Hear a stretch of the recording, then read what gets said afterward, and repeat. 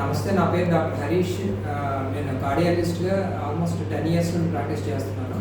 So ఇవాళ మనం ఒక ఇంపార్టెంట్ టాపిక్ గురించి డిస్కస్ చేయబోతున్నాము. ఇది పర్టికులర్గా ఏంటి అంటే డయాబెటీస్, దానివల్ల గుండెకి సంబంధించిన వ్యాధులు ఏ విధంగా మనం ఎదురు ఫేస్ చేయాలి అనేది. సో డయాబెటీస్ అనేది ఇండియా మొత్తంలో ఆల్మోస్ట్ మోస్ట్ ఇంపార్టెంట్ డిసీజ్గా కనపడుతుంది. సో ఆల్మోస్ట్ ప్రతి ముగ్గురిలో ఒకరికి డయాబెటీస్ కనపడుతుంది.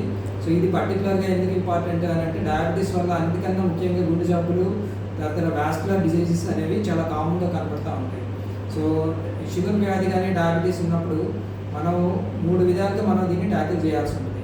ఫస్ట్ థింగ్ ఏంటంటే ప్రివెన్షన్, అంటే దీన్ని రాకుండా ఎట్లా చేయాలి, వచ్చిన తర్వాత దీన్ని ఎట్లా చేయాలి, తర్వాత కొన్ని వాస్కులర్ డిసీజెస్ కానీ గుండె సంబంధిత కానీ లేకపోతే మెదడు సంబంధిత జబ్బులు వచ్చినప్పుడు నెక్స్ట్ ఎట్లా దాన్ని మనం మానిటర్ చేయాలనేది ఇంపార్టెంట్. సో ఫస్ట్ ఇంపార్టెంట్ ప్రివెన్షన్కి సంబంధించి, అంటే రాకుండా ఏ విధమైన జాగ్రత్తలు తీసుకోవాలంటే ఫస్ట్ అన్నిటికన్నా ఇంపార్టెంట్ ఏంటంటే యాక్టివ్ లైఫ్ స్టైల్. ప్రతి మనిషి కూడా ఇవాళ ఉన్న బిజీ షెడ్యూల్లో సో ఆల్మోస్ట్ శారీరక వ్యాయామం కానీ ఇవన్నీ కూడా ఎక్సర్సైజ్ చాలా తగ్గిపోతుంది.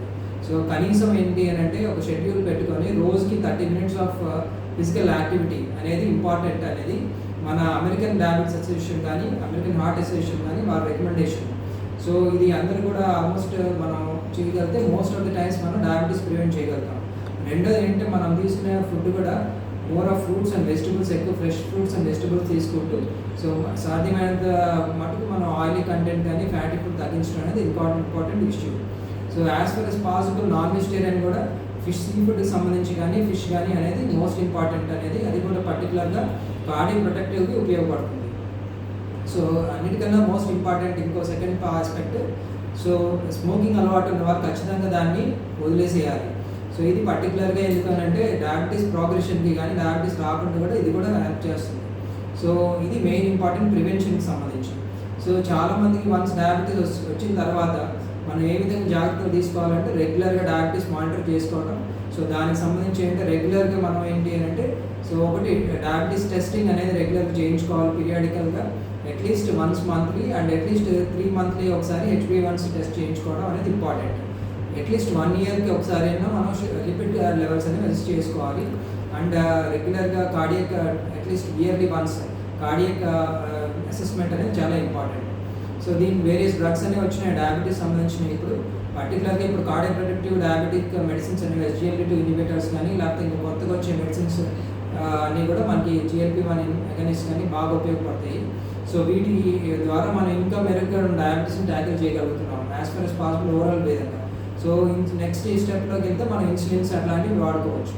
సో ఇవన్నీ కాకుండా వన్స్ తర్వాత మళ్ళీ సపోజ్ పేషెంట్కి ఆల్రెడీ డిసీజ్ వచ్చింది అంటే హార్ట్ అటాక్ కానీ లేకపోతే ఏమైనా స్టెంట్ కానీ చేయించుకున్న తర్వాత ఇంకా జాగ్రత్తగా డయాబెటీస్ మానిటర్ చేసుకోవాలి. సో పర్టికులర్గా మెడిసిన్స్ కూడా చాలా జాగ్రత్తగా ఉండాలి. లైఫ్ స్టైల్ మేనేజ్మెంట్ అనేది ఇక్కడ కూడా చాలా ఇంపార్టెంట్ రోల్ ప్లే చేస్తుంది. సో అంటే పర్టికులర్గా యాక్టివ్గా ఉండడానికి ప్రయత్నం చేయడము, as far as possible fruits and vegetables ఎక్కువ తీసుకోవడము, తగినంత విధంగా మనం ఏంటంటే యాడిక్వేట్ రెస్ట్ అండ్ స్ట్రెస్ని తగ్గించుకోవడం, ఇవన్నీ కూడా చాలా ఇంపార్టెంట్. సో ఈ విధంగా మనం డయాబెటీస్ని మనం ఎదుర్కోగలిగితే యాజ్ ఫర్ ఎస్ పాసిబుల్ మనం ఇండియా మొత్తం కూడా ఏంటి అంటే కార్డియాక్ డిసీజ్ అన్ని కూడా ప్రివెంట్ చేయగలుగుతాం. Thank you very much.